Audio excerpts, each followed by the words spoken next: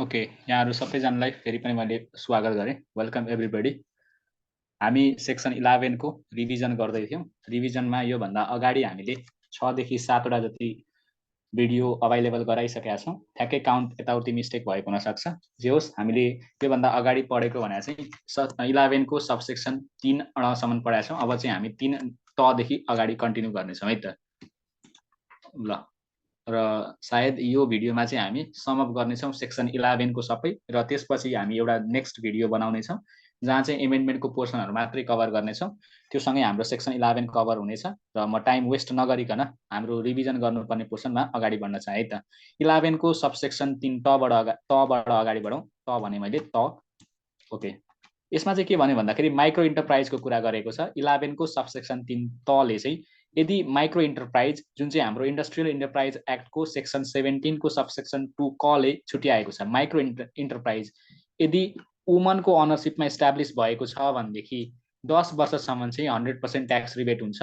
Woman भन्दा बाहेक अदरको अनरशिपमा establish भएको छ भनेदेखि अथवा अदरले एस्टाब्लिश गरेको छ भनेदेखि 7 वर्षसम्म चाहिँ ट्याक्स एक्जेम्प्ट हुन्छ भनेर हामीले इन्डस्ट्रियल इन्टरप्राइज एक्ट पढ्दाखेरि पनि यो कुरा बुझ्या हुन्छौं। त्यहाँ चाहिँ कसरी पढाइ हुन्छ अथवा कसरी बुझ्या हुन्छ भन्दाखेरि नर्मली हाम्रो माइक्रो इन्टरप्राइजहरुलाई चाहिँ 100% ट्याक्स एक्जेम्प्ट हुन्छ 7 वर्षसम्म भनेर पढ्छौं, र यदि वुमनले एस्टाब्लिश गरेछ भनेदेखि एडिशनल 3 वर्षसम्म चाहिँ एक्जेम्प्ट हुन्छ भन्छौं। यहाँ चाहिँ हाम्रो वुमनले गरेछ भनेदेखि 100% 10 वर्षसम्म, अदरले गरेछ भनेदेखि 7 वर्षसम्म 100% भनेर भन्छौं। भनाइको अर्थ दुवैमा एउटै लाग्छ है त।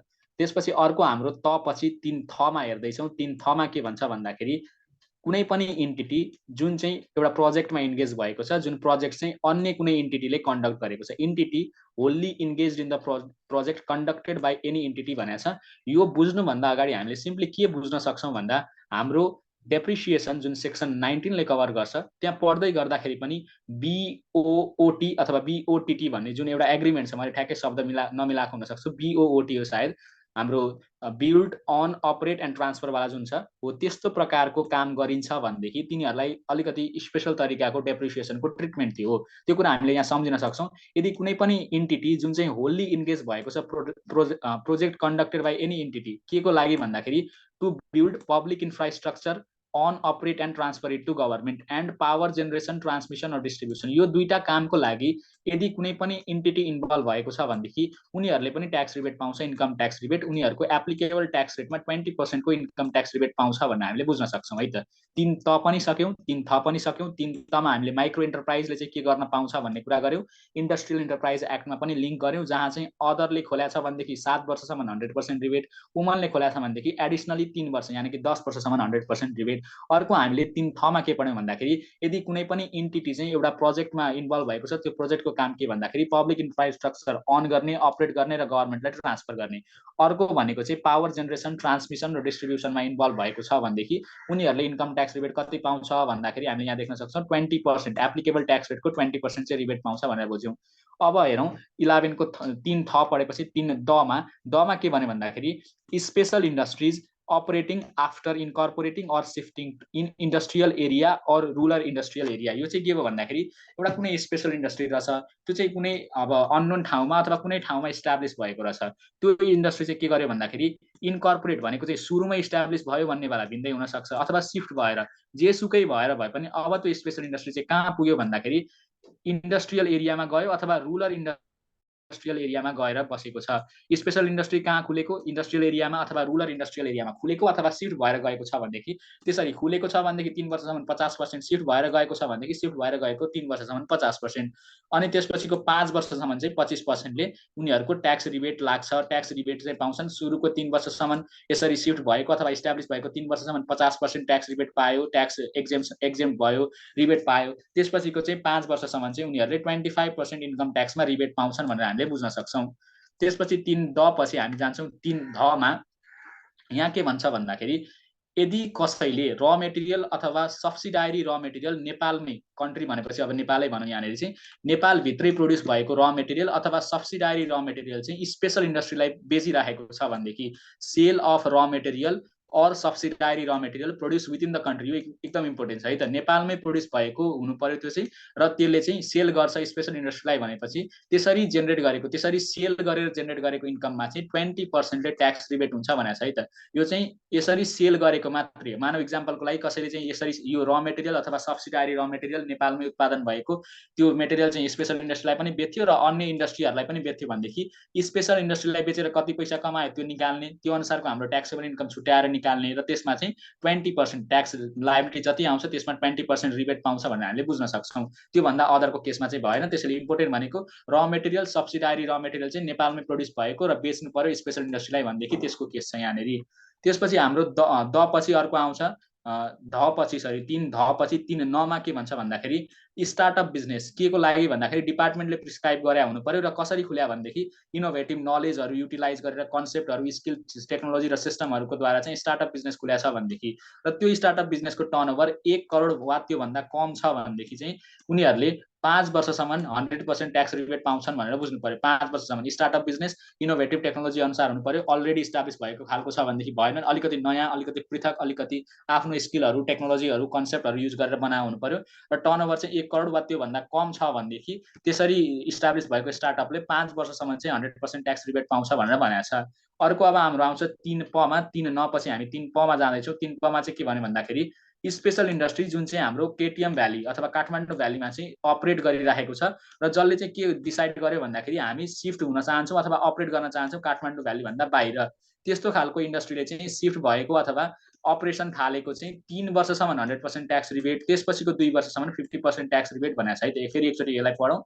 यो चाहिँ के भन्नु भन्दाखेरि special industry which is in operation in Kathmandu valley, जुन चाहिँ काठमाडौँ भ्यालीमा अपरेट भइरहेको छ र is shifted and operated outside Kathmandu valley, Kathmandu valley भन्दा बाहिर सिफ्ट भएर जान खोज्यो र अपरेट गर्न खोज्यो भनेदेखि उसले सिफ्ट भएर गएको र अपरेसन थालेको चाहिँ 3 वर्षसम्म 100% ट्याक्स रिबेट पाउँछ, त्यसपछिको 2 वर्षसम्म चाहिँ 50% ट्याक्स रिबेट पाउँछ भनेर हामीले बुझ्न सक्छौँ। त्यसपछि अर्को हाम्रो 3 फ मा छ। 3 फ मा के भन्यो भन्दाखेरि industries produce a new product by utilizing only used raw material अथवा sorry used material that directly affect the environment। यो चाहिँ के भन्यो भन्दाखेरि मानव इक्जाम्पलको लागि वातावरणमा प्रतिकूल असर गर्ने पदार्थहरू हामीले धेरै देखेको चाहिँ कालो खालको प्लास्टिकहरू हुन्छ जसले चाहिँ हाम्रो लेयरहरू जुन अर्थको एटमोस्फियरिक लेयरहरू छ त्यसलाई इम्प्याक्ट पार्ने, त्यसपछि हाम्रो क्लाइमेट चेन्जहरू एकदम बढी हुने, ग्लोबल वार्मिङको कुराहरू हामी सुनिरहेको हुन्छौँ।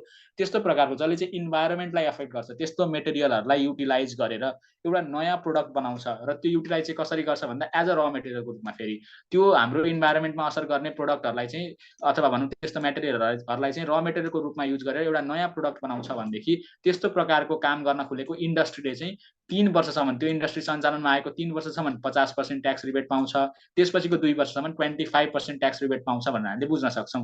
र हाम्रो सेक्सन 11 को सबसेक्सन 3 ब छ, यसमा चाहिँ के भन्यो भन्दाखेरि जुन इन्डस्ट्रीहरू जसले चाहिँ हेल्थ भ्याक्सिनहरू बनाउनको लागि अथवा भनौँ अक्सिजन ग्यासहरू बनाउनको लागि अथवा सेनिटरी प्याडहरू बनाउनको लागि खुलेको इन्डस्ट्रिजहरू छ भनेदेखि त्यस्तो इन्डस्ट्रीहरूले चाहिँ खुलेको 3 वर्षसम्म 100% ट्याक्स रिबेट, त्यसपछिको 2 वर्षसम्म चाहिँ 50% ट्याक्स रिबेट भनेर भनेको छ। 5 वर्षसम्म रिबेट पाउँदो रहेछ भनेर बुझ्यौँ।